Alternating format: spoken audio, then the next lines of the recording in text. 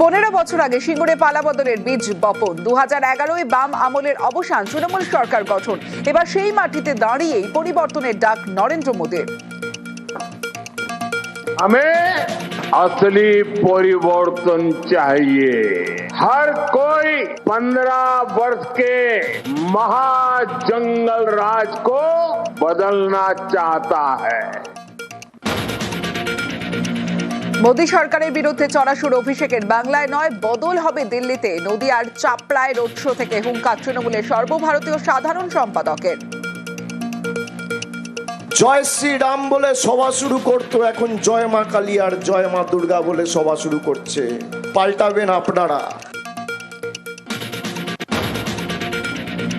বাংলা জয় বারবার বাঙালি অস্মিতা শান্ত শ্রীরামকৃষ্ণ সারদাকে প্রণাম জানিয়ে বক্তৃতা শুরু। মোদীর মুখে নেতাজি বঙ্কিমচন্দ্র সহ মনীষীদের নাম। বাংলা ভাষাকে ধ্রুপদী ভাষার মর্যাদার উল্লেখ। 26-এর আগে বাংলায় শিল্প বার্তা, ক্ষমতা এলে এক জেলা এক পণ্যের প্রতিশ্রুতি। খাদ্য প্রক্রিয়াকরণ ও পাট শিল্পের উন্নয়নে বিশেষ জোর। সিঙ্গুরের সভা থেকে আশ্বাস মোদীর।